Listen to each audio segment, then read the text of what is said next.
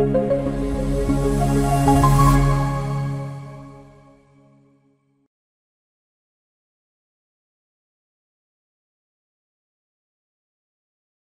muy buenas noches a todos. Bienvenidos a esta segunda clase de autismo y otros trastornos infantiles. Recuerden, esta va a ser la hora de inicio. Ayer fue nuestra primera clase. Todas las clases quedan grabadas. Las clases se las comparten a ustedes vía WhatsApp, es decir, en el grupo que ustedes están en WhatsApp, donde les dan toda la información, donde les avisan la hora del ingreso, la hora de culminación. En el grupo de WhatsApp, entonces les van a compartir la clase del día de ayer, si no es que se las han ya previamente. En YouTube, en la plataforma de YouTube de videos, también se las comparto. Vamos entonces a continuar con la clase del día de hoy. Hoy sí es una clase típica. Ayer era una clase diferente por el hecho de ser la primera clase, donde les explicaban entonces respecto al material de estudio, respecto a la importancia también de la certificación. Ayer estábamos hablando de algo vinculado con lo que es la historia del trastorno del espectro autista, que es fundamental tener en cuenta la historia. La historia, el que no conoce tiende a repetirla, eso es un dicho muy popular, pero es cierto. Y sobre todo en el tema del trastorno del espectro autista, donde pues han habido cambios epistemológicos, donde han habido cambios incluso también en esa forma de entender el autismo y no conocerla, no conocer esa historia es quizás desconocer hacia dónde vamos. Quiero iniciar hoy con un video reflexivo. Este es em, este es un video, pues es un cortometraje, es francés. Van a ver que abajo está la parte de la traducción para las personas que pues de pronto están en un celular y no en un computador, puedan de pronto ampliar un poco el video para que tengan una mejor calidad en la imagen. Este video retrata la historia de un niño con autismo, Luis. De hecho así se llama el cortometraje Los zapatos de Luis, para que entonces lo podamos ver y lo podamos disfrutar.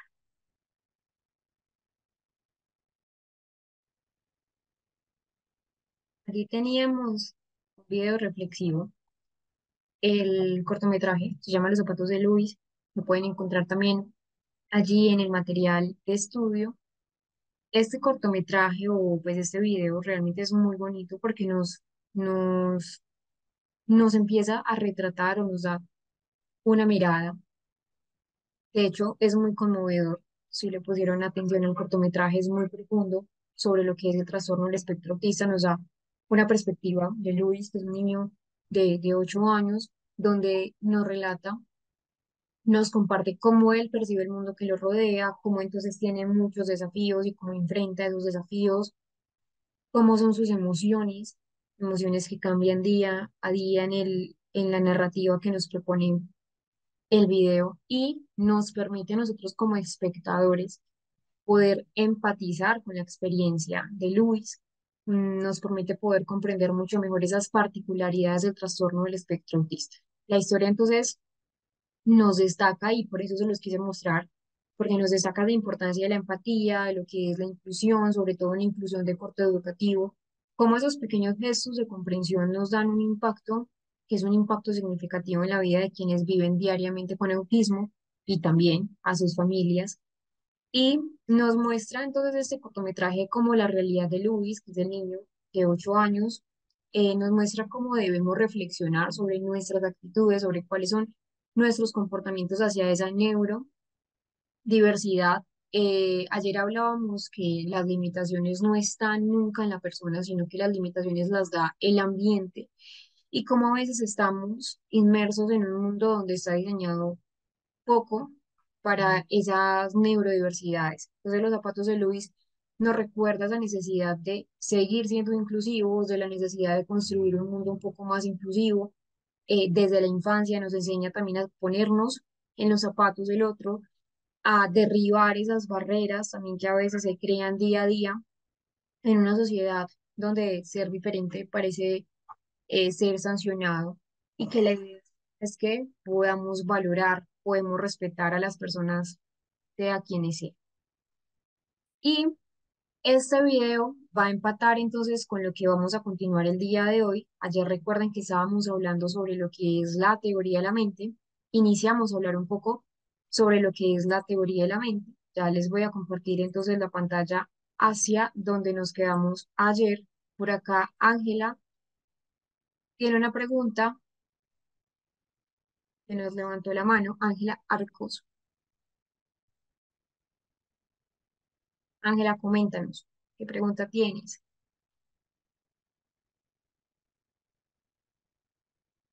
Puedes escribirla en el chat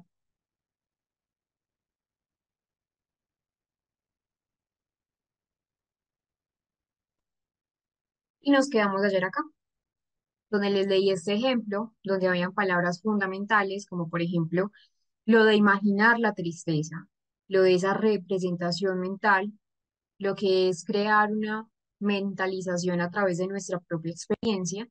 Y también mencionábamos que la teoría de la mente no es algo que pues, se dé de la noche a la mañana, es un constructo que se va construir, pues que se va formando, es algo relacionado con la parte cognitiva. Mencionábamos que en el autismo cursa con un déficit cognitivo porque hay una incapacidad para atribuir a otros ciertos estados mentales. Esa es la definición que dimos de teoría de la mente. Recuerden que se va formando paulatinamente, que implica varios aspectos, reconocer que los demás tienen pensamientos muy diferentes a los míos, nos implica también comprender que esos pensamientos influyen en cómo una persona se puede comportar o no, nos permite también poder percibir o más bien poder interpretar las acciones de los demás. Un ejemplo es poder percibir e interpretar las acciones que tienen los otros.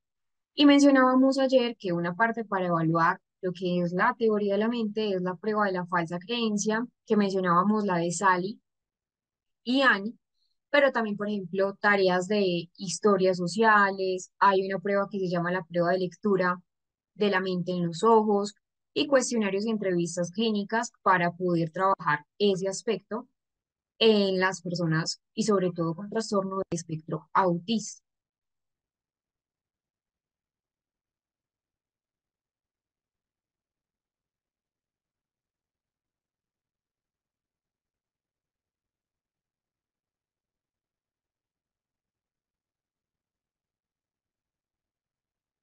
Sí, Ana, también vamos, Ana nos dice, sí, también vamos a hablar de las diferencias entre niños y niñas, cómo se presenta. Ana nos dice, ya que tengo entendido que se presenta diferente y en las niñas normalmente se diagnostica, no se diagnostica tan fácil, Ana sí, totalmente, estás en lo correcto. De hecho, en las niñas, pues porque igual los diagnósticos están más centrados en los hombres, están más centrados en esa parte masculina que femenina. Actualmente hay mucha más conciencia sobre el diagnóstico en las niñas que se da más tardíamente, no porque aparezca más tardíamente, sino porque es más difícil de diagnosticar. También vamos a hablar de ese aspecto, Ana, más adelante.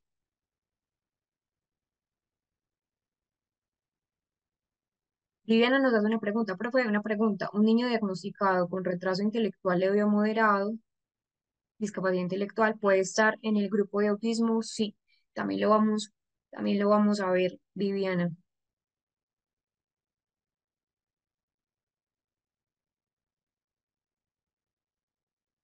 Vamos a continuar con esa parte de la teoría de la mente y ahora abrimos el espacio grande para que ustedes puedan hacer esas preguntas que tienen por allí.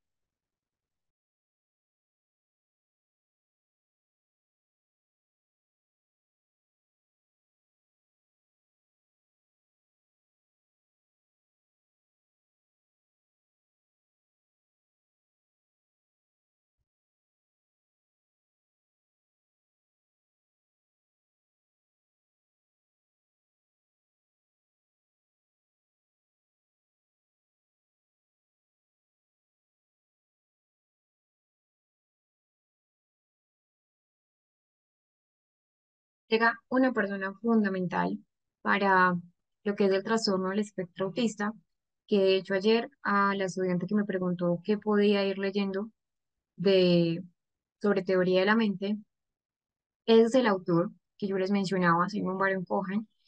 De hecho, él, aunque no fue la primera persona en hablar de lo que era teoría de la mente, sí empieza a encaminar o sí empieza a darle un poco más de forma a la teoría. Este es un libro que se lo recomiendo mucho, pero eso sí, tengan en cuenta el nombre. Fue un libro escrito antes del 2013, como les mencionaba ayer, del año 2013 a hoy, 2025, hay un cambio epistemológico, hay un cambio de nombre. Ya no se habla de autismo y ya no se habla de síndrome de Asperger, ya se habla de trastorno del espectro autista, donde va, si lo queremos ver así, incluido lo que es el síndrome de Asperger. Este libro se lo recomiendo porque habla mucho de esa perspectiva de la teoría de la mente, cómo es el pensamiento autista referente a la teoría de la mente. Se lo recomiendo, se los dejo acá, pero tener muy en cuenta a la hora de leerlo o tener pues una mirada más actualizada de lo que es el nombre. Entonces, Simon Baron Cohen nos dice lo siguiente, se los voy a leer textual para que puedan entonces comprender un poco la definición que sigue a continuación. Él nos dice, una teoría de la mente nos proporciona un mecanismo preparado para comprender el comportamiento social. Podríamos predecir que si a una persona le faltara una teoría de la mente, es decir, si una persona estuviera ciega ante la existencia de los estados mentales, el mundo social le parecería caótico, confuso, y por tanto puede ser que incluso le infundiera miedo. En el peor de los casos, esto podría llevarle a apartarse del mundo social completamente, y lo menos que podría suceder es que le llevara a realizar escasos intensos de interacción con las personas, tratándolas como si no tuvieran mentes y por tanto comportándose con ellas de forma similar a cómo lo hacen con los objetos inanimados.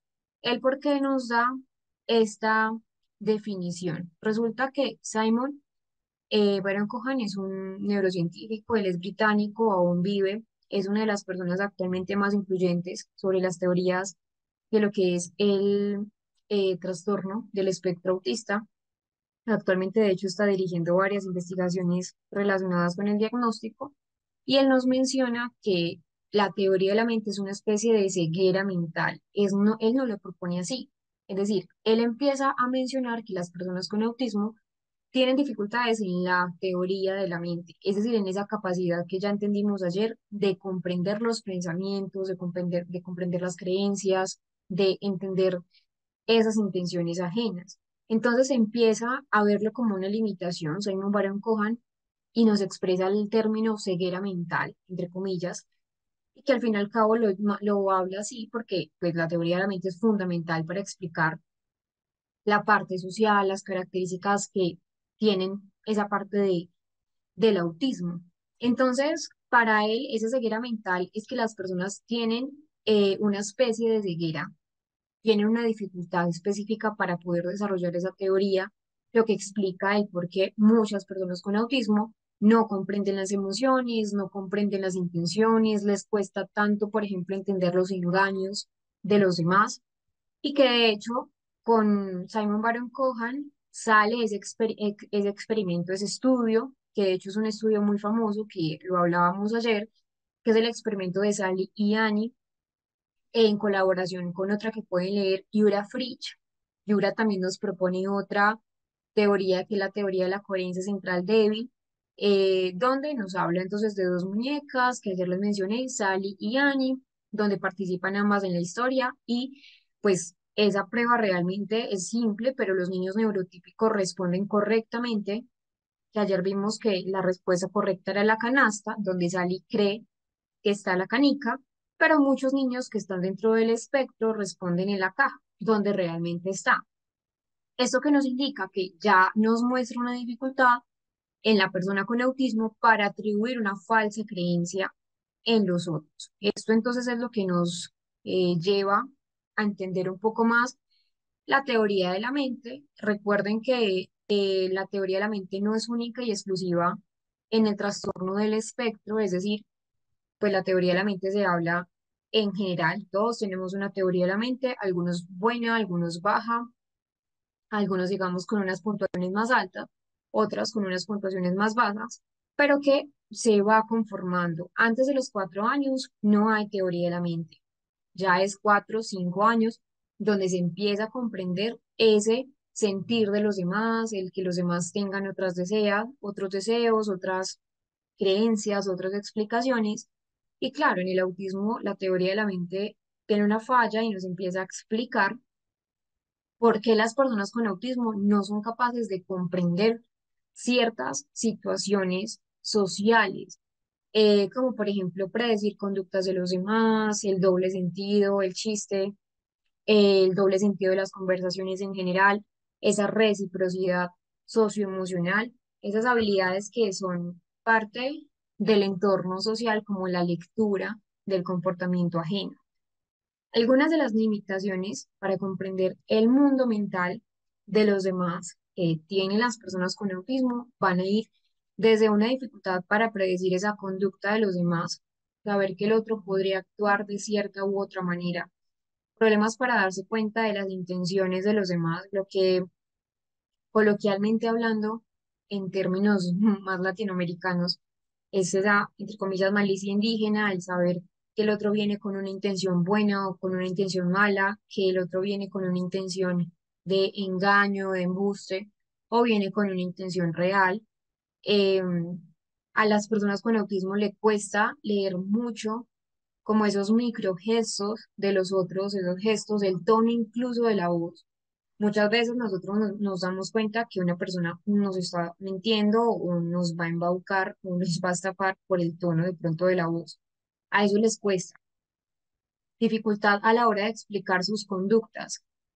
Y esto viene dado por la teoría de la mente, es decir, ellos suponen que las personas comprenden lo que ellos hacen y a veces no necesitan explicaciones, problemas en la comprensión de sus conductas y cómo pueden afectar a los demás.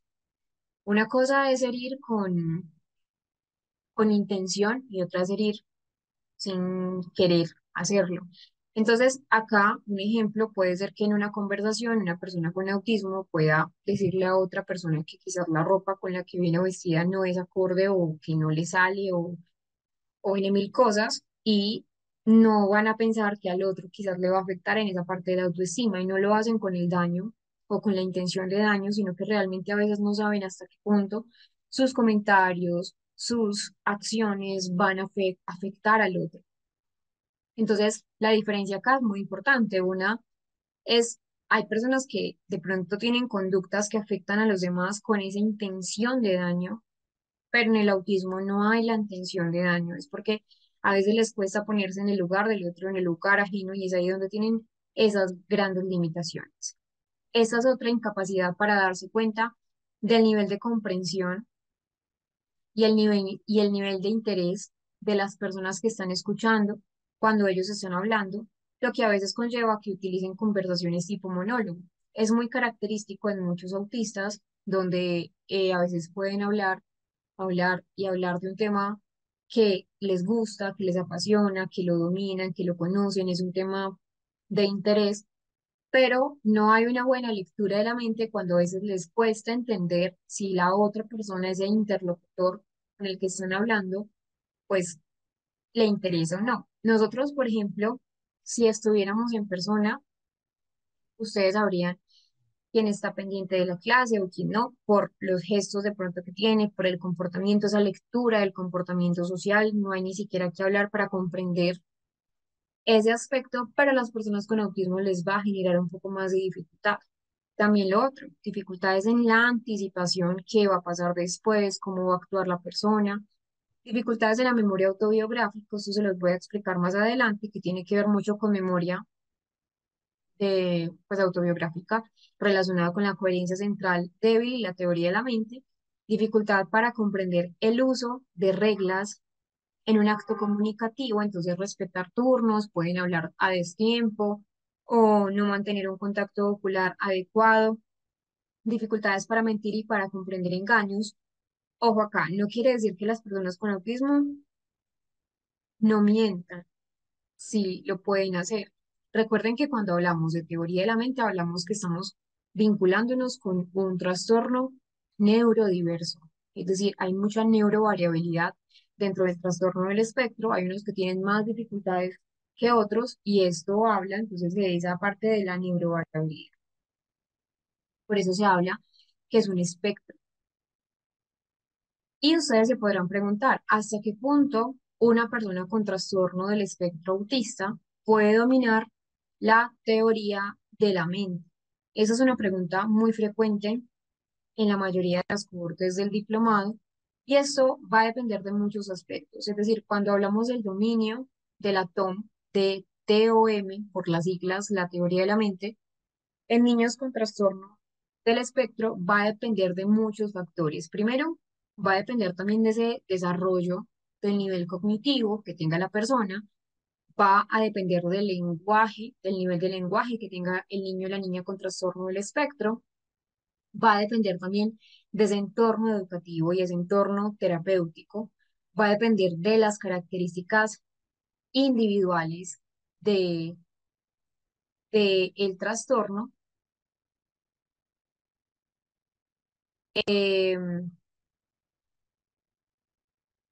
Y también, pues, entender que, por ejemplo, los niños cuando tienen un buen desarrollo, es decir, niños con autismo de alto funcionamiento o con lo que nosotros hablamos de nivel uno pueden llegar quizás a desarrollar buena teoría de la mente, incluso pasar desapercibido esas pruebas clásicas como la de Sally y la de Annie, y que a menudo logran razonar lógicamente sobre esos estados mentales de los demás, aunque sí puede ser que lo hagan de una forma automática o no lo hagan, pues no lo hagan de una forma automática o no lo hagan de una forma intuitiva como lo haría una persona sin trastorno del espectro.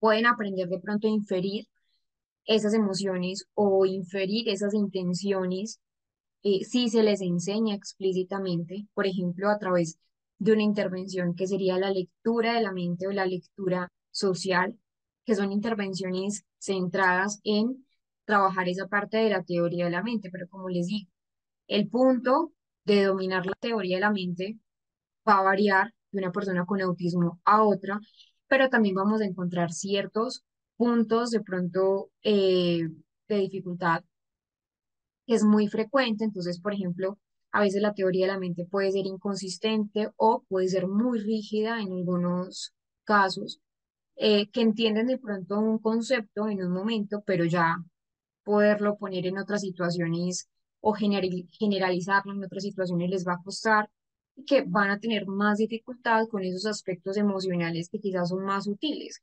Ironía, sarcasmo, el doble sentido pueden tardar un poco más de tiempo en comprender esas sutilezas de la comunicación humana.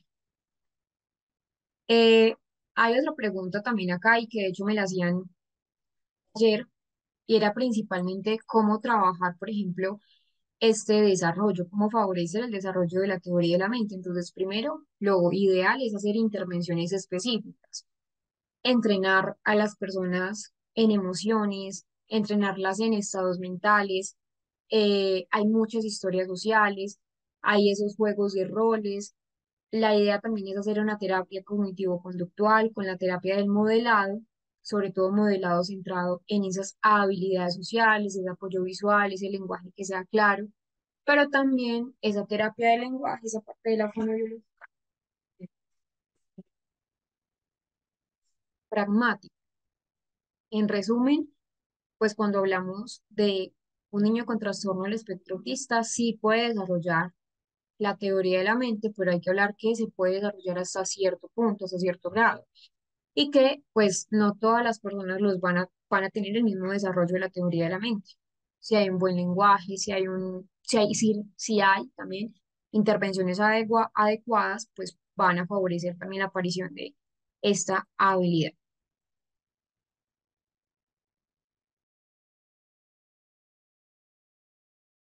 Recording in progress.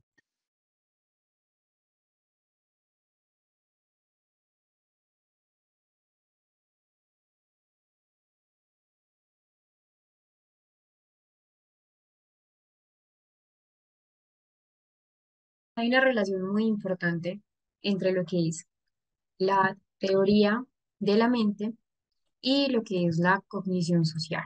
Teoría de la mente y cognición social siempre van a estar vinculados. Ya hablamos un poco entonces de lo que es la teoría de la mente, pero hablemos relacionado con la parte de lo que es teoría de la mente y cognición social. Resulta que cuando hablamos de cognición social, hablamos que es un constructo mucho más amplio, que va a englobar lo que es la teoría de la mente y la cognición social, y también la parte de la empatía.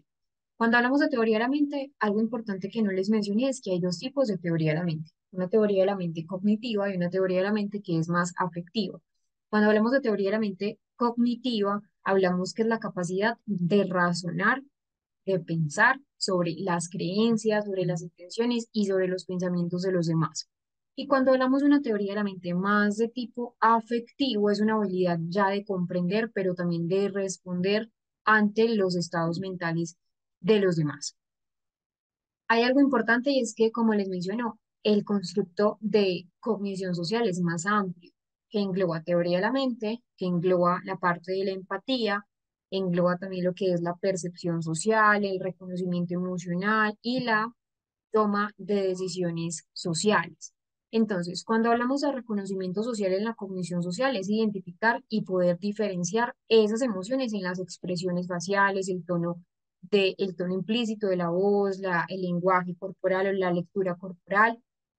También nos enseña la cognición social a poder interpretar las señales sociales, entender las jerarquías, los roles, las normas, por ejemplo, grupales, entender cuándo levantar la mano, cuándo poder hablar, cuándo de pronto no interrumpir.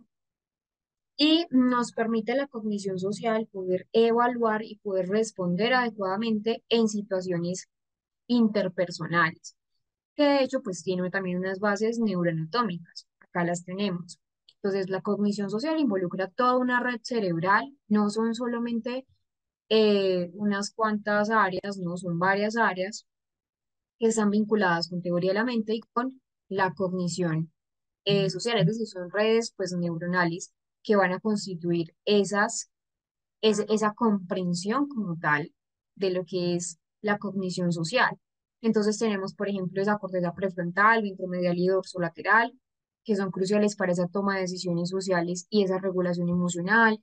Por allí no está y no se ve, pero también la amígdala está relacionado, que está implicada con esa parte emocional, con el procesamiento emocional, el giro temporal para ese reconocimiento de los movimientos, de las acciones. Y pues es importante también entender que cuando hablamos de la relación entre teoría de la mente y cognición social, entendemos que aunque la teoría de la mente es un componente de la cognición social, que es un componente central, pues como tal la cognición social abarca un rango mucho más amplio de habilidades. Por ejemplo, alguien puede tener una teoría de la mente intacta, y es decir, comprender esos pensamientos de los demás. Pero una persona, esa misma persona que tiene teoría de la mente intacta, puede mostrar déficit en ese reconocimiento emocional o un déficit en lo que es la adaptación a las normas de corte social que también forman parte de la cognición em, social. Antes de entrar a esta parte de lo que es la corriente neurocognitiva, vamos a ver entonces otro aspecto ya como para culminar de lo que es la teoría de la mente.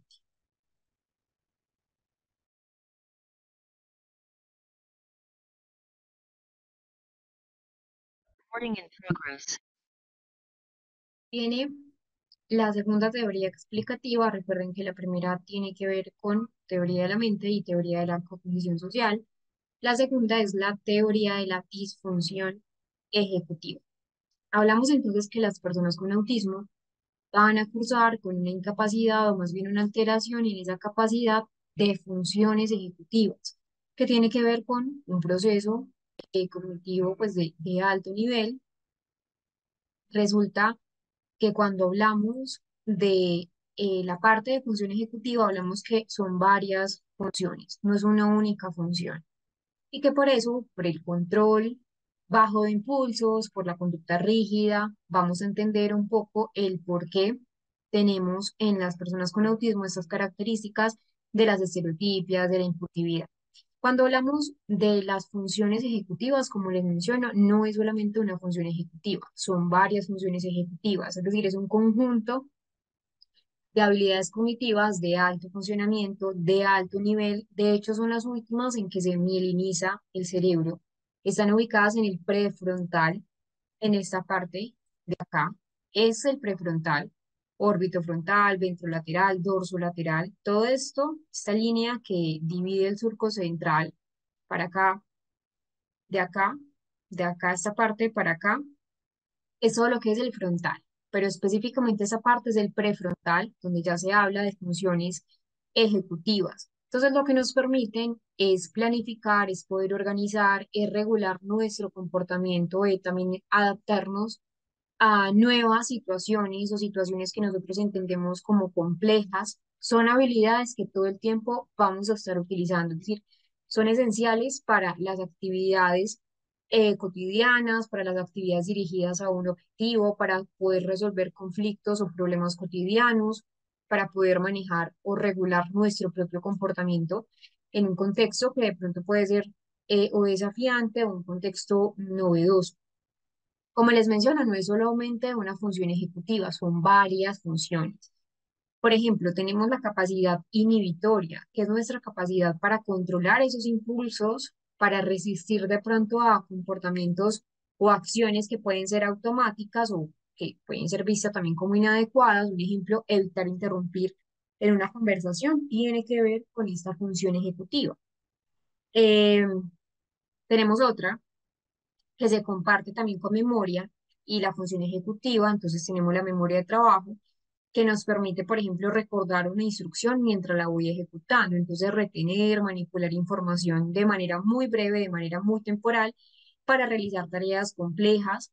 Tenemos la flexibilidad cognitiva, que es ver otras soluciones diferentes a un mismo plan. Si un plan no nos funciona, tener un plan A, plan B, plan C, hasta plan Z, si es necesario. Es decir, es adaptarse a las nuevas demandas, es cambiar de estrategias, es alternar entre una tarea u otra. Eso tiene que ver con flexibilidad cognitiva.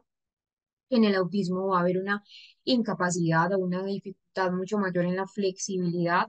Tenemos otra función y es la capacidad de organización y planificación. Es decir, es preparar un proyecto dirigido hacia una meta, hacia un plan. Y en cuanto a las funciones ejecutivas, cuando hablamos de esta planificación u organización, hablamos que tienen que ver con la capacidad para poder establecer esas metas, poder diseñar estrategias, poder coordinar todos los recursos que nosotros tenemos para poder lograr esa meta en particular. También esa monitorear como tal nuestro comportamiento, entonces identificar nuestros errores, poder corregir los errores, supervisar nuestras propias acciones para podernos asegurar que están alineadas con los objetivos que nosotros queremos. Y en el autismo como tal, vamos a tener estas, en el autismo y en general en nuestras funciones ejecutivas, estas tres partes de la corteza prefrontal que son sumamente fundamentales. Entonces, la corteza prefrontal nos ayuda como tal a tener una toma de decisiones.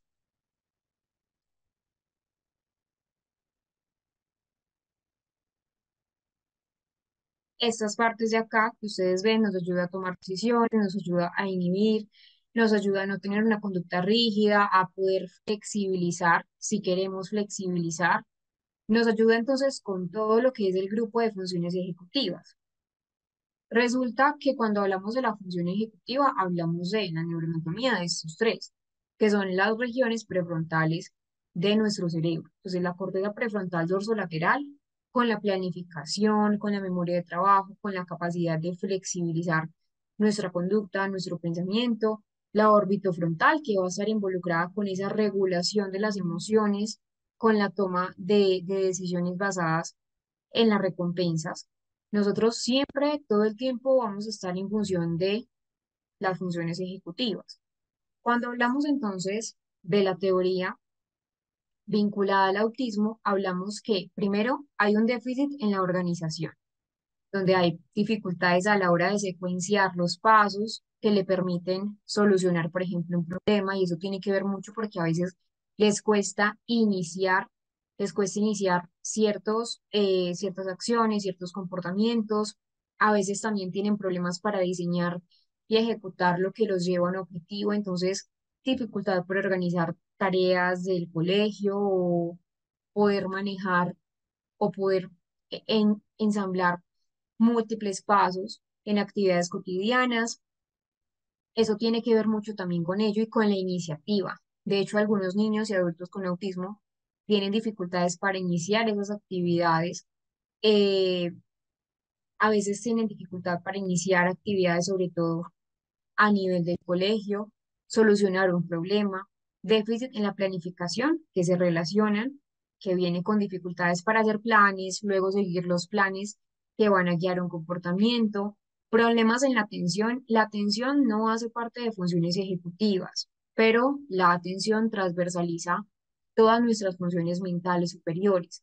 Entonces, acá hablamos de que en el autismo pueden mostrar una atención sobreselectiva a esos estímulos que son de mucho interés para ellos, y problemas para discriminar estímulos que son relevantes para la tarea y se pueden centrar en los que son irrelevantes. La inhibición de respuesta, entonces suelen tener una resistencia a interrumpir una conducta en el momento adecuado. Generalización, dificultad para aprender estrategias de resolución de problemas y lo que es la abstracción. La rigidez cognitiva, que tiene que ver con la flexibilidad, adoptar diferentes perspectivas de una misma situación puede explicar entonces esa conducta rígida.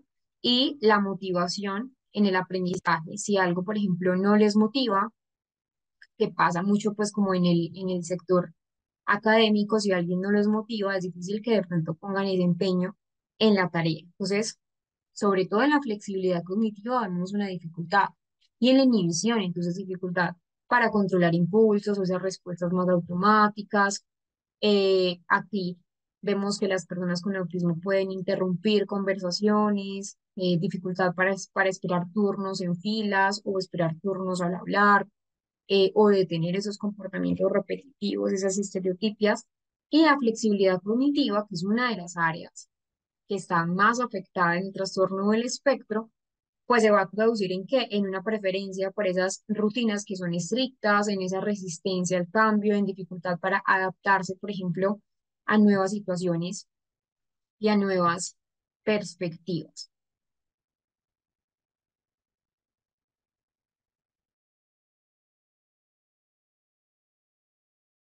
Recording in progress. Existen unos circuitos que son básicos cuando hablamos de funciones ejecutivas. Si ustedes notan acá en la imagen, la mayoría de las áreas, pues la gran mayoría, están en esa parte frontal, específicamente en el prefrontal. Tenemos entonces dos redes, una red roja, que es el control cognitivo, y una red que está en morado, que es el control inhibitor. Resulta que esa parte del control cognitivo, que está toda la línea en roja, lo que hace es involucrar estructuras que nos permiten planificar, que nos permiten tomar decisiones, que nos permiten resolver problemas, que nos permiten dirigir la atención, es decir, nos ayudan a organizar, a ejecutar esas metas a largo plazo. Acá está entonces la corteza prefrontal, la dorsolateral, la corteza cingulada anterior, eh, dorsal y el área motora suplementaria. Y lo morado, o muchas personas lo ven también en azul, es un sistema que nos permite eh, esa inhibición de impulsos cuando son automáticos o inhibir esas respuestas que no son deseadas. Es crucial para la autorregulación, para la parte del autocontrol, evitar de pronto conductas que son impulsivas, como la corteza orbitofrontal, que acá también está implicada, lo que es la corteza anterior más rostral, la parte ventrolateral, el área motora suplementaria, y tanto el lado izquierdo y en el lado derecho de la imagen tenemos el hemisferio izquierdo, que es la imagen de la izquierda, donde nos muestra más estructuras internas, un corte más sagital medial. Y en la parte de la derecha, en la imagen de la derecha, nos muestra áreas más externas o más laterales. Entonces acá nos muestra cómo el control ejecutivo tiene estructuras neuroanatómicas que se van a vincular entre sí, redes neuronales que van a estar vinculadas. Tenemos otra corriente dentro de la corriente neurocognitiva y es la teoría de la coherencia central débil. Resulta que acá viene un personaje fundamental que también se lo recomiendo muchísimo, no solamente para que lo lean referente a la teoría de la coherencia central débil, sino referente a la teoría de la mente, porque ella conjuntamente con Simon Baron Cohen ayudaron a forjar o ayudaron a construir lo que fue la teoría de la mente, o lo que es la teoría de la mente. Pero Yura Fritsch, que es una psicóloga del desarrollo, nos habla también de la coherencia central debilitada en el autismo. Ella nos dice que personas con desarrollo neurotípico tienen una tendencia natural a integrar la información que perciben de un todo, mientras que las personas con autismo perciben el mundo de una forma fragmentada, es decir, inconexa, poniendo una atención a los detalles más que a la totalidad. ¿Qué nos dice? Entonces nos muestra que la coherencia central es un término que, como les digo, no es solamente vinculado a lo que es el autismo, se utiliza para describir esa tendencia que las personas tenemos para poder integrar toda la información, todo el panorama general, en lugar de pronto de centrarse en los detalles individuales. Es un concepto que como tal ha sido relevante en el trastorno del espectro, porque se ha observado que las personas con trastorno del autismo tienen una coherencia central más baja en comparación con las personas neurotípicas. Entonces, en lugar de integrar esa información de manera más global, se centran más en esos detalles específicos que van a afectar al fin y al cabo su capacidad para poder interpretar el contexto general de la situación. Acá tenemos entonces que, claro, como no son capaces de integrar la totalidad, a la hora de integrar la información más de corte socioemocional, van a tener dificultades en esas claves sociales, que al fin y al cabo las claves sociales hacen parte de esa interacción social y que obviamente van a tener alteraciones en esta capacidad. Como tal, una persona con coherencia central fuerte es más probable que integre y entienda toda la información dentro de un contexto más complejo o dentro de un contexto mucho más amplio, es decir, ver como el panorama completo, la imagen completa. Pero una persona con coherencia central débil, pues va a tener mayores dificultades, mayores desafíos para conectar como los detalles individuales de un todo coherente. Como les digo, ese concepto no solo se aplica a lo que es el trastorno del espectro, también se ha estudiado en otros tipos de perfiles a nivel cognitivo, que también tienen coherencia central débil, eh, y explica la manera en cómo se procesa. Como les digo, Iura Fritsch, a ella la pueden buscar, pueden ampliar mucho más esa parte de la información. Entonces nos dice, esta teoría hace referencia a la capacidad de integrar las parcelas de información en una comprensión coherente y significativa de la globalidad. Es decir, habla que la dificultad para integrar las claves sociales se deriva de los problemas en la cognición social. Miren que lo hablamos ahora. De hecho, todas estas teorías explicativas son como una parte del rompecabezas de lo que es el autismo. Cada una forma parte importante para explicar qué pasa en el trastorno del espectro. En otras palabras, sobre cómo la lectura social requiere la combinación de multitud de datos que se deben procesar simultáneamente en cualquier situación relacional. Entonces, lo que nos quiere decir acá esta teoría es que, como tal, hay una preferencia por el procesamiento más de tipo local. Vamos a abrir entonces las preguntas a un espacio de preguntas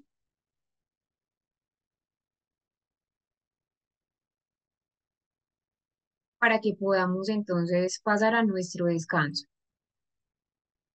Vamos a responder algunas preguntas, no todas las preguntas, pues por cuestión de tiempo, en orden de llegada, para que podamos entonces pasar al descanso y luego continuar con la otra parte de la clase.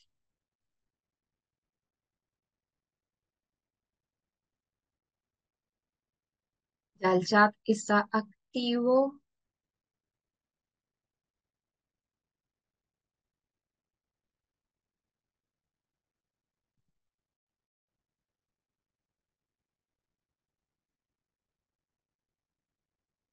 Profe, ¿por qué un niño autista? Profe, un niño autista porque es agresivo. Esa pregunta no la hace Gisela Martínez. Como tal, los niños con autismo no son agresivos dentro del diagnóstico, es decir, el diagnóstico no hace, pues, no hace, la agresividad no hace parte, pues, como tal, central del diagnóstico, pero puede mostrar conductas, una cosa es ser agresivo y otra es mostrar conductas de agresividad, no porque sea violento por naturaleza, porque el autismo no tiene violencia por naturaleza, sino porque la conducta cumple una función, pueden ser o porque tiene dificultades en la comunicación, no logra expresar lo que sienten o no logra expresar lo que necesita y lleva a frustración, golpes, empujones o su forma de decir algo, porque hubo un cambio de pronto en el entorno, porque hay hipersensibilidad sensorial, pero como tal, la agresividad no hace parte del autismo. Es una respuesta conductual a que de hecho se debe evaluar.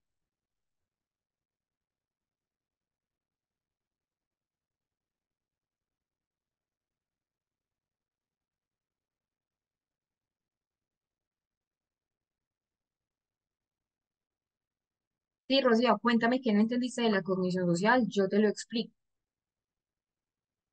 Por acá nos dicen lo siguiente, Marta Neira nos dice, ¿usted está de acuerdo en decirle a un adolescente que tiene autismo? Sí, es muy importante hablar con el adolescente sobre el diagnóstico. También es muy importante la forma y el momento en cómo se dice. Primero, pues, ¿por qué se debe decir? Porque hace parte de la identidad, es decir, saberlo le ayuda a comprender quién es, comprender el porqué de muchas cosas que piense, siente o dice diferente. eh, Evita de pronto pensar como que está mal o que es raro, y es también una parte de autoconocimiento. Lo importante no es eh, solo decirle por decirle, sino saber cómo decirle y también hacerle dar cuenta de los neuromitos que hay alrededor del autismo. Pero es muy importante que una persona sepa sobre su diagnóstico. Hace parte de la identidad, hace parte también de darle un nombre de pronto a muchas inquietudes que la persona puede tener.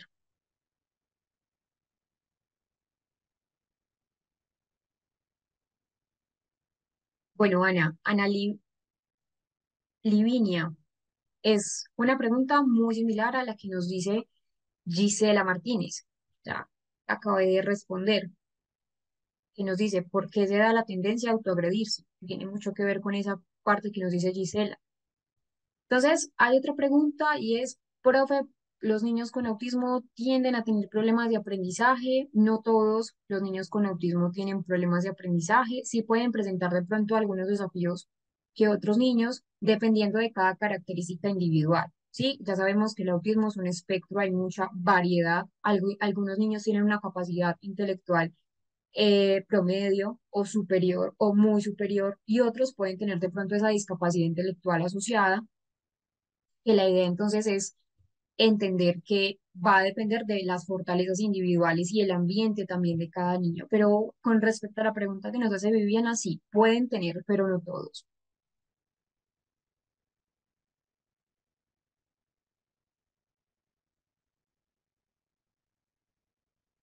Si un niño no habla cómo aplicar esa teoría de la mente, esta pregunta no la hace, no veo tu nombre, Susana, iPhone Susana, que nos dice, si un niño no habla, es decir, no es no verbal, ¿cómo aplicar esa teoría de la mente y la prueba de Sally y Annie?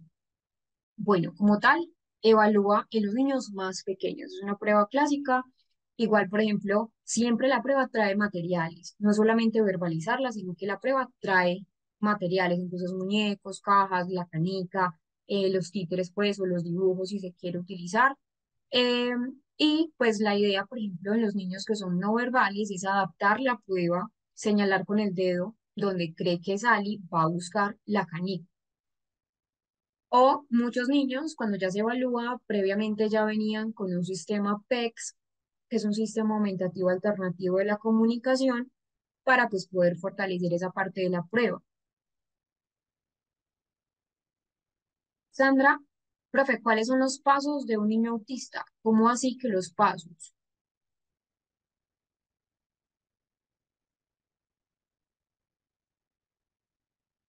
Lenovo, no veo tu nombre. Lenovo uno, ¿por qué se frustran tan fácilmente? Tiene que ver mucho con funciones ejecutivas.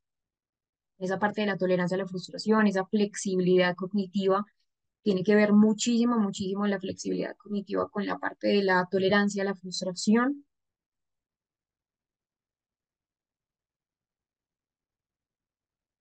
Al no tratarse tempranamente puede perjudicar a la larga. Como tal, un tratamiento solo se habla pues de enfermedad, hablamos de una intervención. Eh, sí, la idea es que se haga un diagnóstico temprano para poder tener una buena intervención y limitar también de pronto, pues como el entorno, poder disminuir esas limitaciones que nos da el entorno. Esta pregunta no la hace Arizaga Brian. Saray nos dice, las características brindadas sobre las dificultades de desarrollo varían en cada caso, ¿no?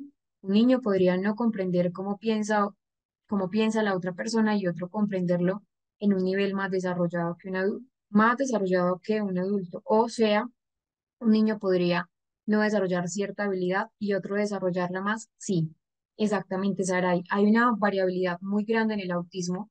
Hay una frase que nos dice que cuando uno conoce a una persona con autismo, solo conoce a esa persona con autismo. Dos personas, incluso con autismo, que pueden estar en el mismo nivel, son sumamente diferentes. Y se los digo yo que he estado en grupos de apoyo, liderando grupos de apoyo de personas con trastorno del espectro, y hay dos personas que incluso, y eso pues es un caso, son gemelos, eran gemelos, y son completamente diferentes. Uno en el nivel uno de apoyo, otro en el nivel 3 de apoyo. Entonces sí, todos son sumamente diferentes. Sí, Natalia, hay niños y adultos y adolescentes que tienen una concomitancia con un perfil emocional. De hecho, hay una tendencia más alta que las personas neurotípicas de las personas con neurodesarrollo diferente, con pues un patrón, ya sea TDAH, autismo, trastorno específico del aprendizaje, pueden desarrollar mucho más depresión o ansiedad, también porque el entorno de pronto no permite su, su interacción adecuada, pero sí, es muy alto. Se les ayuda de la misma manera que a una persona con depresión. La idea es una intervención psicológica cognitivo-conductual. JD, esto lo vamos a ver en la 2.2 y en la ADR.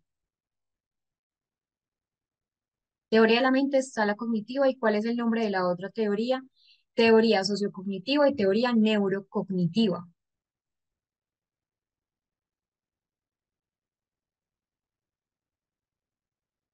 Bueno, por acá tengo algunas preguntas.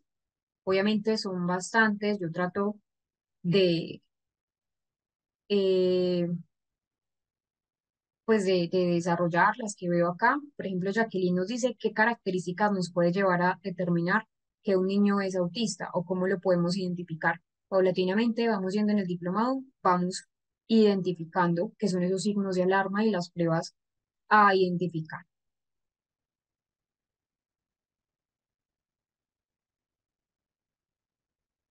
Bueno, vamos a ir a nuestro descanso y cuando regresemos vamos a continuar también con esa parte del tema de la coherencia central, que recuerden que hace parte de la teoría neurocognitiva. Antes de ir al descanso, les quiero entonces volver a recordar este aspecto que ayer me preguntaban por qué certificarnos. Entonces pueden demostrar así sus conocimientos. Obviamente mejora muchísimo su hoja de vida cuando siempre uno que va a aplicar a un puesto laboral no solo miran tus grados, sino que también mira qué te has complementado, cómo te has complementado.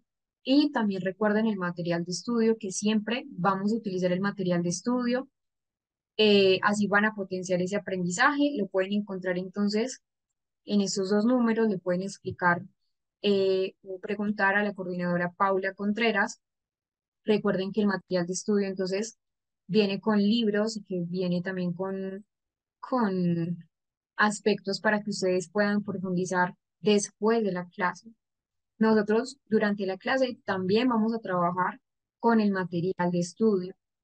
Entonces, casos clínicos de autismo, libros y guías generales. De hecho, por acá aprovecho para mostrarles este, que es un manual de las emociones sobre cómo trabajar esas crisis, cómo trabajar de pronto esos desbordamientos emocionales. Por acá están algunas actividades, algunos materiales que ustedes pueden trabajar.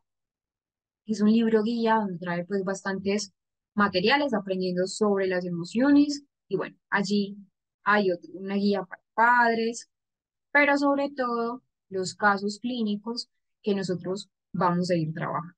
Recuerden a esos dos números, que son los números de la coordinadora Paula Contreras, a ella le pueden solicitar esa parte de el material de estudio, recuerden que vienen con la certificación. Ahora sí, vamos a ir a nuestro descanso para que puedan tener un buen proceso de descanso del cerebro y podamos continuar con el proceso de aprendizaje en el segundo bloque. Concepto de coherencia central débil y es principalmente que no logran tener ese procesamiento general, sino un procesamiento más local, es decir, es una preferencia por el procesamiento central, donde les cuesta entonces enfocarse en un todo y no solamente en esos detalles individuales de la información, les cuesta integrar todas las parcelas o todo lo que es la información a nivel global. Entonces, un ejemplo. Podrían fijarse en elementos específicos de un objeto, los colores, la textura, pero no van a captar su función o no van a captar el propósito general del objeto.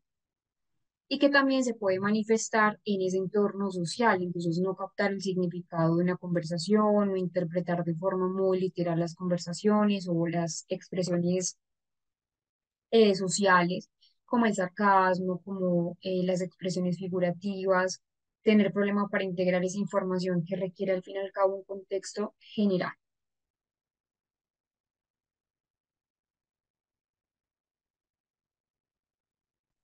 Cuando estamos hablando de un contexto social, requerimos primero captar el sentido más allá de las palabras o más allá de lo que es una literalidad, identificar esas claves faciales del interlocutor, interpretar la intencionalidad implícita del tono de la voz. Estas dos, identificar claves e interpretar la intencionalidad, van juntas cuando hacemos un análisis social. Por ejemplo, cuando hablamos de identificar esas claves faciales, son las sonrisas, el ceño fruncido, por ejemplo. Y cuando hablamos de interpretar esa intención de la voz, es cuando es un tono de alegría, cuando es un tono de tristeza, cuando es un tono de mando. A veces les cuesta integrar esas dos partes, incorporar experiencias y recuerdos, lo que les mencionaba de la memoria autobiográfica, que en las personas con autismo pueden tener dificultades en recordar de pronto hechos o elementos de algún evento social o incluso de su misma vida, principalmente porque a veces se fijan tanto en los detalles que les cuesta ver como la generalidad. Nosotros recordamos lo general, a veces incluso no recordamos los detalles, pero al contrario, las personas con autismo pueden centrarse más en esos pequeños detalles y no tanto en el recuerdo. Pueden recordar cómo iba vestida una persona, cuál era el color de la camisa, pero no recordar en qué lugar estaban o por qué estaba allí. Y reconocer esas propias emociones tiene que ver también con la coherencia central debilitada. Y acá tenemos una analogía. Tenemos lo siguiente. En consecuencia, la percepción desintegrada de la realidad genera, según la teoría de la coherencia central, una percepción muy básica de la realidad centrada en el mundo físico o parcelas inconexas del mundo real. Viene entonces una analogía que dice lo siguiente. La frase "los árboles no dejan ver el bosque" ilustra muy bien la carencia propia de la falta de coherencia central. La coherencia central es la capacidad de integrar las parcelas de información. Cuando me refiero a esta frase, "los árboles no dejan ver el bosque", ilustra bien, principalmente porque los árboles componen el bosque. Los árboles son el bosque. Y que la coherencia central acá debilitada sería centrarse en el bosque y no ver que el bosque compone, perdón, que los árboles componen el bosque. Vamos a ver eh, una entrevista que le hicieron a Yura Fritsch.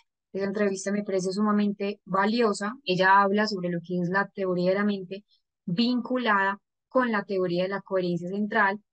Quiero que entonces puedan ver lo que ella menciona sobre el autismo, lo que ella menciona sobre lo que es la coherencia central Vamos a ver solamente una pequeña parte, un pequeño fragmento de la entrevista porque es un poco larga. Yo les voy a compartir una entrevista donde ella habla de la teoría de la mente. Esa es la primera que les mando para que puedan entonces verlo luego.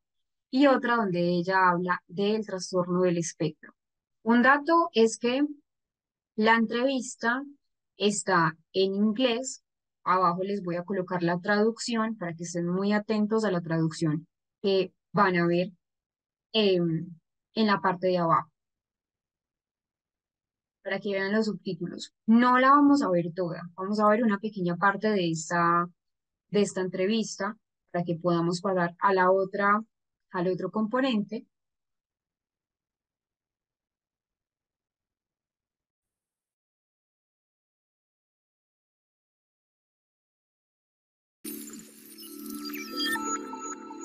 Now, autism is a neurodevelopmental disorder.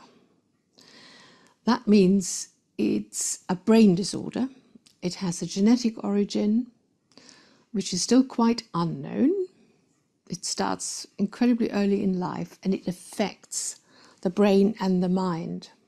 It affects it very seriously. And the condition known as autism is a condition that makes it almost impossible for the person affected to lead an ordinary, normal life. They need a lot of help, a lot of support.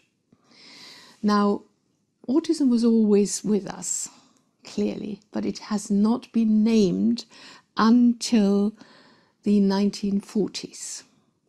And it was quite independently that it was identified by two people. One in Austria, Hans Asperger, who described a series of cases that he'd come across. He found something in common with these cases that he thought pointed to a particular kind of what he called psychopathy. Actually, he doesn't mean what we now mean by psychopathy. He meant it was not a debilitating disease. He meant it was something like a personality feature. These were people who didn't fit into groups, who were loners, who were strange, and who also sometimes had special talents.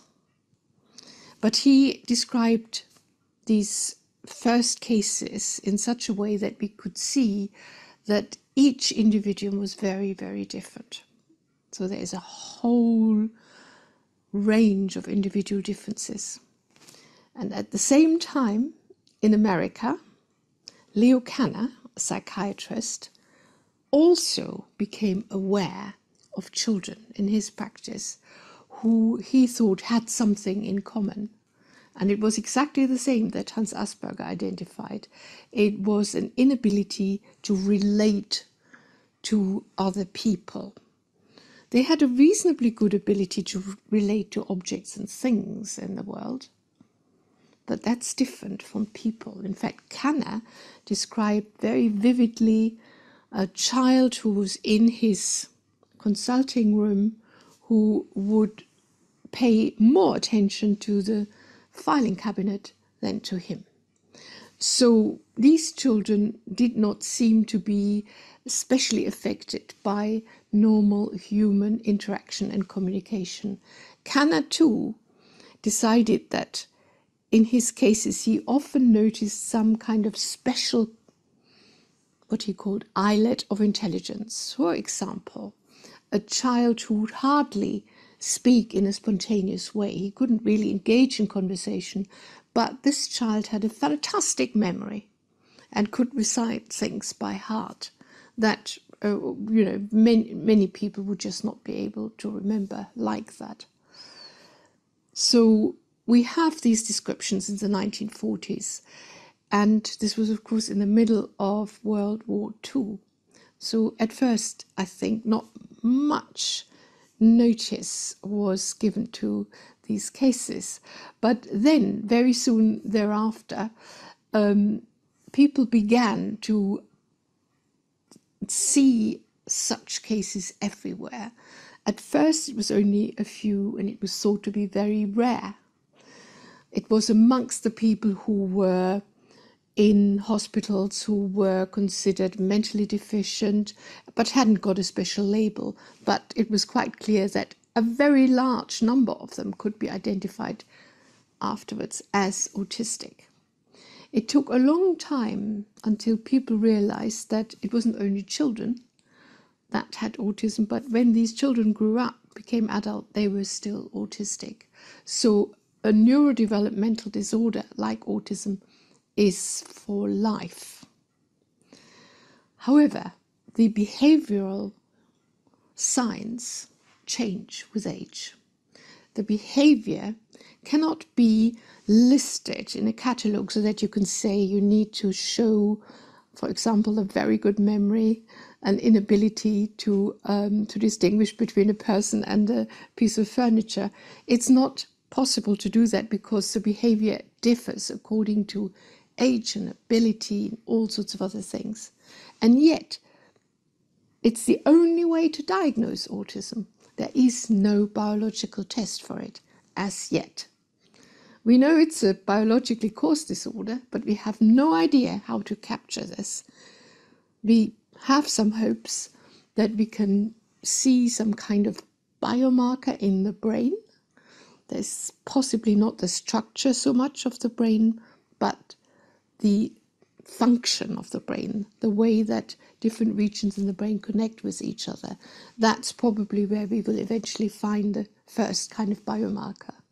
But at the moment, all we have is behavioral science and the clinician's judgment and intuition. And here's something interesting. The experienced clinician can identify autism very quickly and agree with people around the world.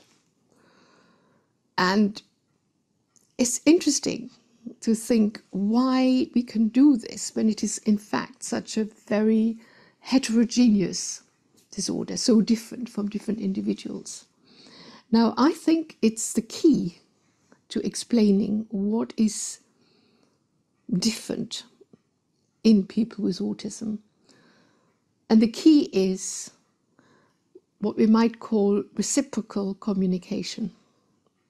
So when we communicate with each other, mostly in language, of course, it's what we do, but it doesn't have to be words. It could be signs, it could be touch, it could be some other things. When we do this, normally, it's a very fluid, unconscious turn-taking. We take into account what the other person already knows, doesn't know. We like to tell something new and interesting, not boring, same thing all over again. And with the autistic person, this seems to be missing.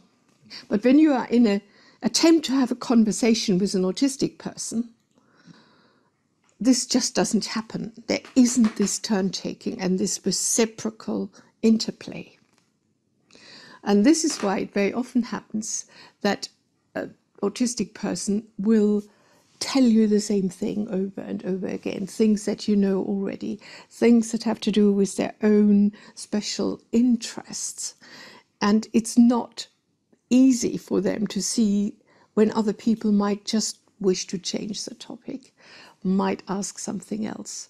That is just a very strong example of what is missing in the social interaction in autism. That is critical. Now, you might think that's not such a serious matter, but it turns out to be incredibly serious because given that it already starts very, very early in infancy, you can imagine that if you have no reciprocal relationship to other people, it would be very difficult to learn things via teaching. You might just not be attuned to picking up what's important, what's interesting. You go your own way you behave as if you were alone in the world. And in fact, that's where the name autism comes from. Autism comes from the Greek autos, which means self. So just the self, and as if nothing else counted. So it is very serious.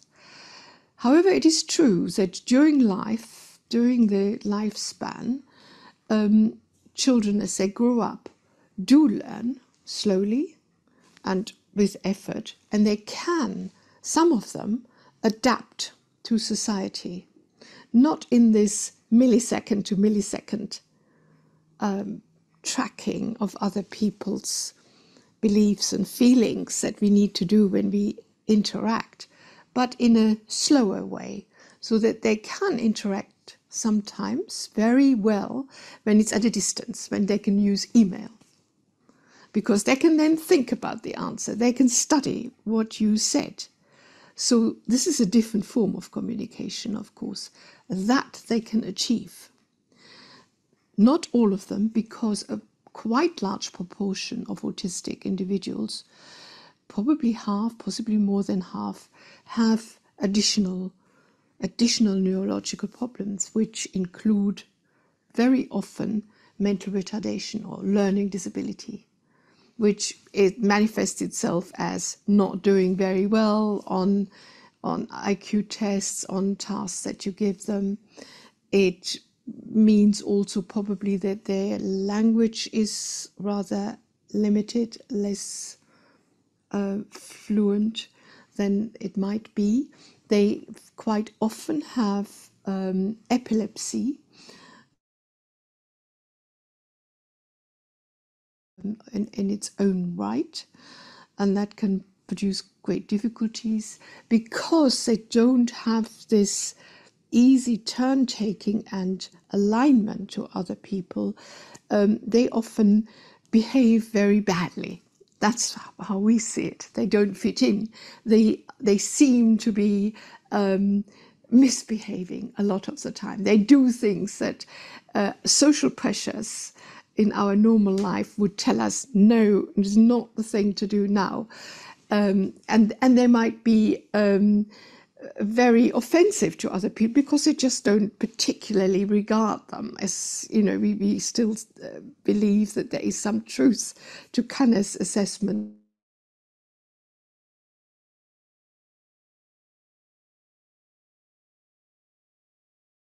Los valores postulados referentes a lo que es la parte de coherencia central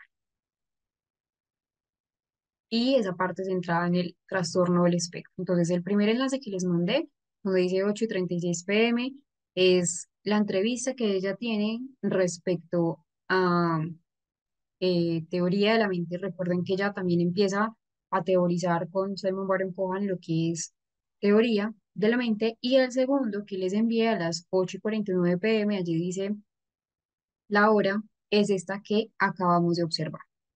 Vamos entonces a continuar con otra teoría. Recuerden que lo que habla la teoría de la coherencia central debilitada es sobre una teoría neurocognitiva, y vamos a hacer otro vínculo con otra teoría explicativa del trastorno del espectro autista. Recuerden que todas esas teorías, la idea es entenderlas como un todo. Son partes de un rompecabezas que se ha venido investigando sobre el trastorno del espectro. La otra teoría es la teoría de las neuronas espejo. Es una teoría que nos toma como base lo que es el soporte biológico de la empatía, ese concepto como tal psicológico. Las neuronas espejo es el constructo biológico. Entonces, lo que habla la teoría de las neuronas espejo es que nos da una propuesta.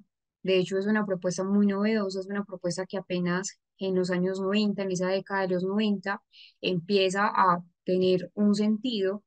eh, la teoría de las neuronas espejo busca explicar cómo nosotros comprendemos las intenciones, cómo nosotros comprendemos las acciones de los demás, cómo entonces a través de ese sistema neuronal, que es un sistema específico de neuronas que se conectan en el cerebro, podemos entonces tener como tal la conciencia o entender cómo se realiza una acción cuando observamos a otros realizar esas acciones se activan las neuronas de espejo, fueron descubiertas en los años 90, en esa década de los 90, por Giacomo Rizzolatti y pues un grupo de colaboradores italianos. Ellos no querían encontrar, es decir, el punto central de la investigación no era hallar las neuronas espejo, no sabían que existían neuronas espejo, sino mirar cómo era la corteza premotora de los primates y se dieron cuenta que realmente se encendían unas áreas cuando los primates veían a otros primates hacer ciertas acciones. Ahí se dieron cuenta que nosotros tenemos un grupo de neuronas espejo. Entonces, un ejemplo, si yo tomo esta botella de agua y yo tomo de la botella de agua, su cerebro, el de ustedes, así no hayan hecho esta intención de tomar la botella de agua, se va a activar. Es decir, esas mismas neuronas que se activan en mí se van a activar en ustedes al yo tomar esta botella de agua, al tomar pues al tomar el agua, aunque ustedes no se estén moviendo. Entonces, cuando hablamos de la teoría de las neuronas espejo, hablamos que literalmente actúan como un espejo, se activan cuando vemos a un otro hacer ciertas acciones, así nosotros no seamos los que vivan las acciones. Es decir, permite vivenciar una experiencia virtual a partir de una acción ajena. Entonces, las neuronas de espejo nos permiten comprender las acciones de los demás, nos permiten en el cerebro, entre comillas, simular internamente lo que el otro ve, nos permite también ayudar a comprender todas las acciones de los demás, nos permite lo que es la imitación. Nosotros hemos evolucionado a través de algo fundamental y es la imitación. Nosotros hemos evolucionado mutuamente porque hemos evolucionado porque mutuamente todo el tiempo nos estamos imitando. Entonces, a eso apunta las neuronas espejo, a que nos da un aprendizaje por imitación, que es importante, de hecho, en ese neurodesarrollo infantil. Nos habla también de lo que es la empatía, de lo que son las emociones. Se cree, de hecho, que esas neuronas espejo nos ayudan a experimentar lo que los demás sienten, contribuyendo a esa parte que es fundamental de lo que es la empatía y el lenguaje.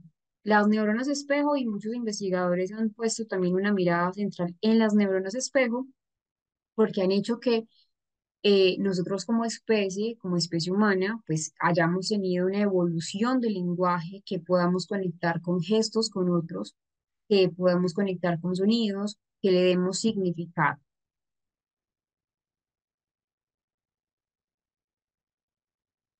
Por eso es tan importante esa parte de la interacción social que se vincule con la parte de las neuronas espejo. Las neuronas espejo principalmente están en la corteza premotora, donde la corteza premotora tiene una planeación de los movimientos. También están en la corteza parietal inferior y en la ínsula, y pues en todo ese sistema límbico cuando se asocian con lo que son las emociones. Tenemos acá que cuando observamos a una persona tener cualquier emoción, llorar, reír, se van a activar las áreas somático-sensoriales. Acá tenemos la corteza somatosensorial y en esta parte más anaranjada tenemos la corteza premotora. Por eso se habla somático-sensoriales, donde cuando vemos a alguien experimentar alguna emoción, nuestro cerebro tiene la capacidad de simular o imitar esa emoción, así no seamos nosotros los que tengamos la emoción. Para los niños con autismo hay una comprensión debilitada de lo que es ponerse en el lugar del otro, lo que ya sabemos que tiene que ver con el concepto de empatía, de predecir las acciones, que todo esto lo hace parte de las neuronas espejo. Vamos entonces a ver un poco lo que es el concepto de las neuronas espejo, que es un concepto fundamental, no solamente en las personas con autismo, sino a nivel general, porque nos explica cómo nosotros tenemos muchas acciones.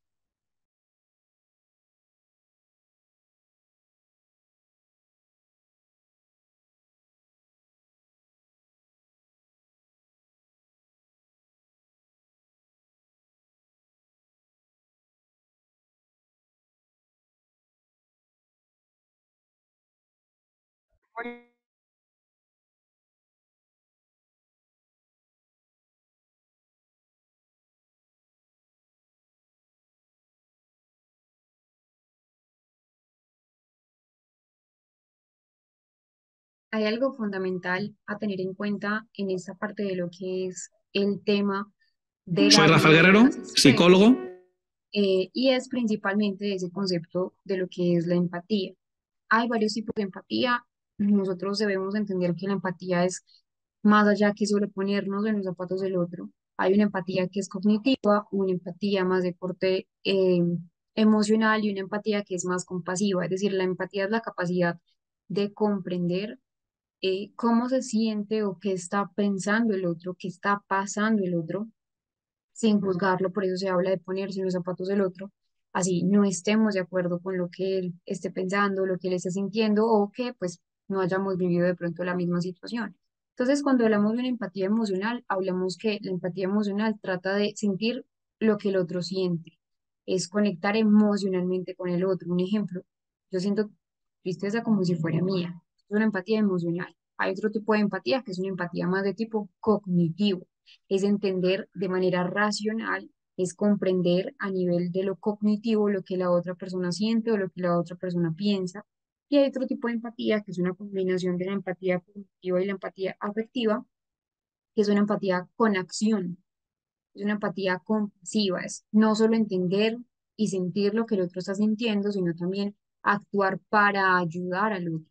Es decir, es entender cómo se siente y en qué se puede ayudar. Eso tiene que ver mucho también para esa parte de las emociones, tiene que ver muchísimo con lo que son las neuronas de espejo.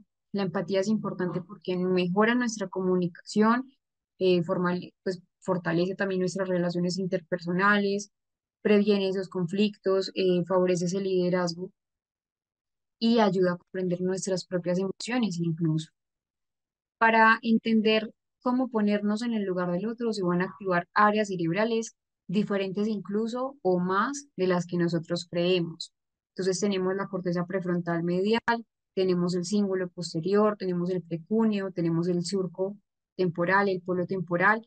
Cuando hablamos, por ejemplo, de esas estructuras, la corteza prefrontal medial, que ya en algún punto la habíamos trabajado, tiene un rol importante en ese concepto de la empatía y es que está involucrada en esa evaluación de las perspectivas, de los pensamientos de los demás. Es una región que nos ayuda a comprender cómo son las intenciones ajenas, cómo son las creencias ajenas. Tiene un rol y es también entender lo que es la parte esencial de la teoría de la mente, que ya sabemos que es esa capacidad de atribuir estados mentales en los demás, lo que es el surco temporal superior, esta zona que ven acá, es un poco más rosada, es el surco temporal, lo que hace principalmente es interpretar y predecir el comportamiento de un tercero, de otras personas, entender las acciones de los demás, las intenciones, basándonos en la mirada, el movimiento.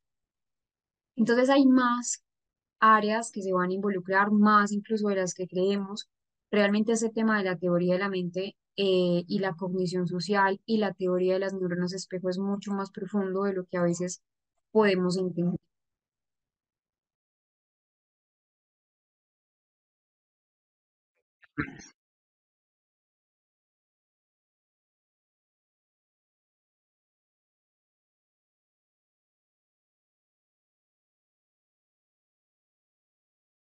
Mañana ya vamos a abrir el espacio de preguntas. Ahí ya terminaríamos esa parte de lo que son las teorías explicativas en el trastorno del espectro. Mañana hablaríamos entonces de esa definición y la clasificación del trastorno del espectro. Cuando me refiero a la definición y la clasificación, me refiero entonces a que vamos a ver primero las características, que también veo que es una pregunta bastante frecuente. Vamos a hablar también eh, de cuáles son esos trastornos del neurodesarrollo, cuáles son las bases genéticas, cuál es la parte relacionada con la parte de la neurodiversidad, neurodivergencia, y los niveles de apoyo, nivel uno, nivel 2, nivel 3 lo vamos a trabajar en el tema mañana. Voy a abrir entonces la caja de preguntas para que me puedan hacer algunas inquietudes que tengan.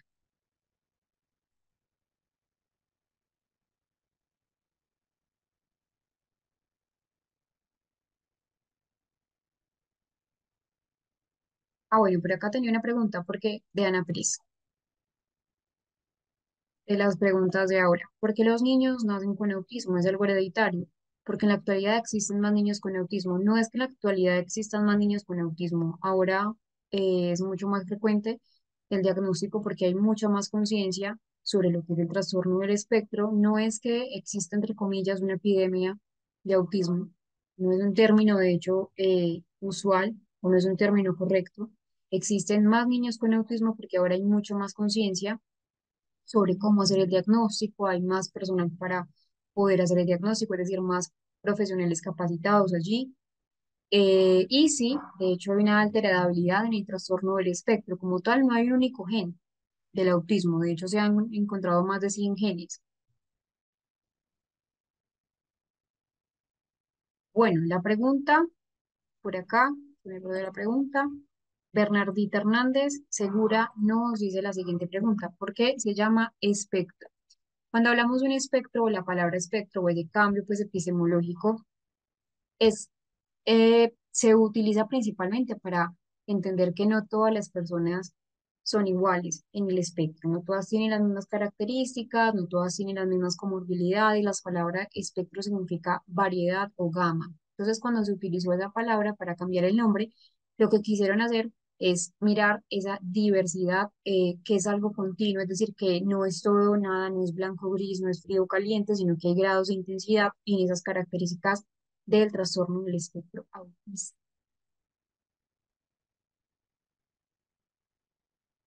Carolina nos dice, un niño con autismo lo pueden dedicar. ¿Cómo que dedicar? Entendí.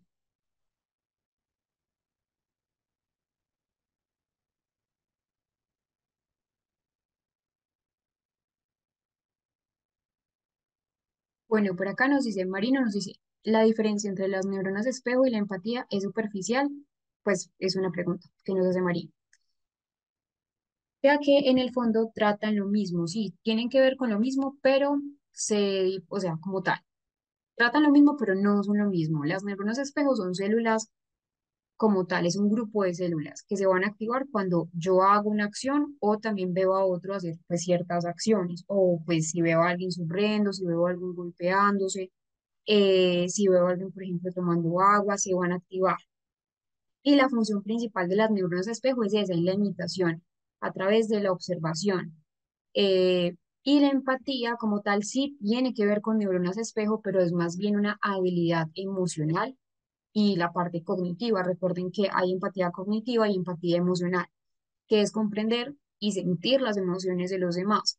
Entonces, como tal, entre la relación entre neuronas espejo y empatía es que las neuronas espejo son esos mecanismos biológicos, lo que yo les mencionaba ahora en la diapositiva.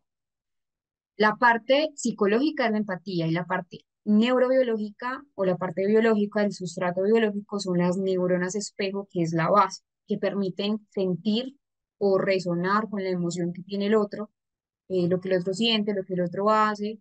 Ya como tal, pues la empatía es un proceso psicológico superior.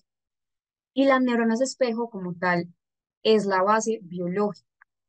Entonces, como tal, no es igual. Es decir, las neuronas espejo nos explican cómo el cerebro logra tener una resonancia automática, pero la empatía es esa capacidad de pronto más amplia. Las dos tienen que ver, pero son lo mismo, son diferentes, no son lo mismo.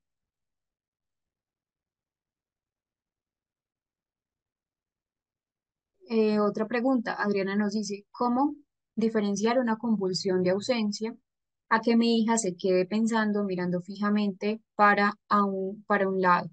Bueno, entonces cuando hablamos de convulsión de ausencia, es decir, diferenciar lo que es una ausencia convulsiva a quedarse pensando aislada, es porque primero, pues las crisis epilépticas de ausencia son súbitos, son bruscas, están haciendo algo, dejan de hacer de la nada algo que estaban haciendo y a veces les cuesta volver a lo que estaban haciendo, ¿sí? Entonces, son cortas, 5 20 segundos, nada más. La mirada fija, así literalmente como ausente, por eso se llama crisis de ausencia, hace un punto fijo, y la diferencia puntual es que no responde cuando se le llama, no se responde cuando se toca, no se responde cuando de pronto se dice el nombre de la persona, mientras que un episodio de distracción incluso puede durar un poco más, sí, puede durar segundos, minutos, pero es diferente porque sí responde al nombre, sí recuerda lo que estaba pensando, sí recuerda lo que estaba haciendo, mientras que en la crisis de ausencia es como una niebla mental, de hecho se llama una pérdida de conciencia en ese momento. Entonces la ausencia es corta, es brusca, es decir, es súbita, no responde, no vuelve a hacer lo que estaba haciendo, y no recuerda qué pasó ese momento, mientras que ya una distracción es mucho más larga, es gradual, sí responde al nombre y recuerda lo que estaba pensando. Pero creo que es mejor si tienes de pronto una sospecha, Adriana, de que de pronto tu hija tiene una crisis de ausencia o que tiene crisis de ausencia y si ya de pronto hay quejas también en el colegio como, mira, de pronto tu niña eh, se distrae fácilmente, no recuerda lo que estaba haciendo, creo que es mejor que consultes para que puedan ahondar un poco más con un electroencefalograma si realmente hay cambios epileptiformes, o solamente pues es algo más de distractibilidad. JB, neuropsicólogo, neuropsiquiatra, pediatra o cualquier persona que tenga como tal el conocimiento en trastorno del espectro autista y sea certificado en A22 y en ADR.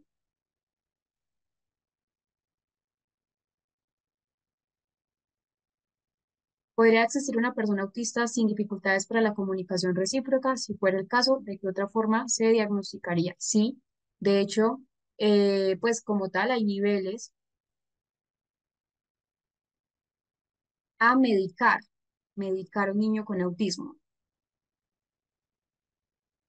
Muchos niños con trastorno del espectro autista o incluso ya personas adultas con trastorno del espectro requieren una medicación. Algo importante es que la medicación no mejora la sintomatología del trastorno del espectro, es decir, ayuda o es un coayudante para los síntomas subyacentes al trastorno del espectro.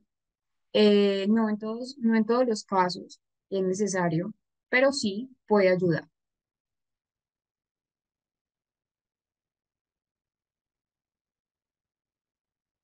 Milena Olgi nos dice, profe, ¿cuál sería el término adecuado para referirnos a una persona con autismo? mm, una persona con trastorno del espectro o incluso, yo creo que ayer se lo respondí, una persona autista. De hecho, ellos mismos se denominan yo soy autista o tengo autismo.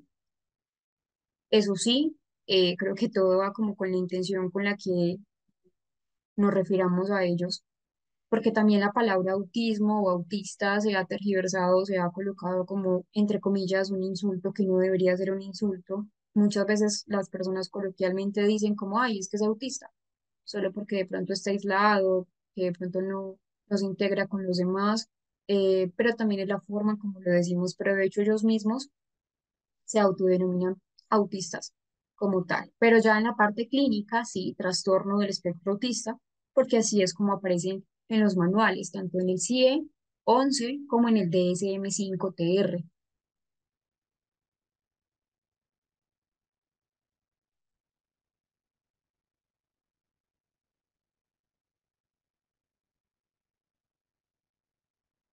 Arizaga Brian nos dice, según la teoría de la mente y las neuronas espejo, es adecuado decir que se relacionan con teorías socioculturales de la psicología educativa. Además de que con la empatía y el desarrollo en niños con TEA, la aplicación de la empatía por parte del docente natural, aún sin conocimiento del tema del TEA, podría ayudar. Eh, o sea, si la aplicación de la empatía por parte de un docente natural, aún sin conocimiento en el tema del autismo, podría ayudar a desarrollar la parte de la empatía, ¿o a qué te refieres?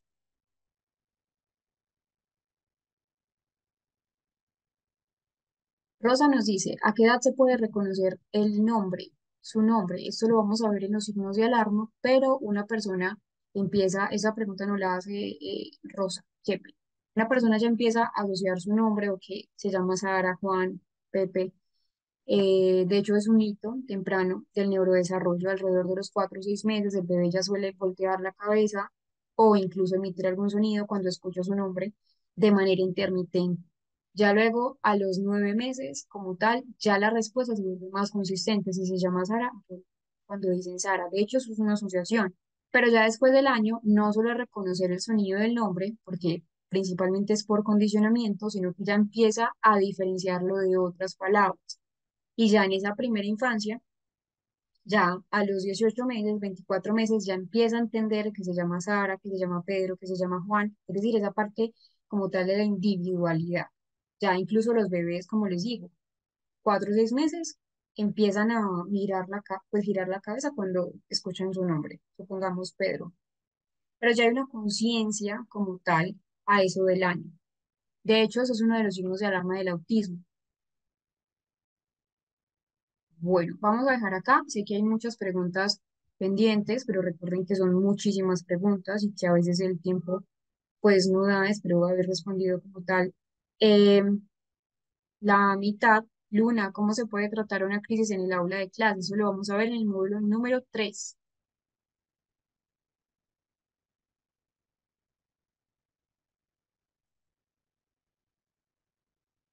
Bernardita, muchísimas gracias por ese comentario. Muchas gracias. Día a día vamos a ir aprendiendo cada vez más y también vamos a responder algunas preguntas que ustedes pues tengan como esa parte eh, para que podamos entonces tener un buen proceso de aprendizaje. Espero que descansen muchísimo. Recuerden que mañana también hay clase. Eh, Mañana entonces vamos a continuar con esa clasificación, que son los 3 niveles y otras características que son importantes tener en cuenta en el autismo. También esos niveles o más bien esas señales de alarma, como la pregunta que me acabaron de hacer del nombre, que es uno de hecho de las señales más generales para el trastorno del espectro. Entonces, espero que descansen bastante y que nos podamos ver el día de mañana. Chao. Que estén muy bien.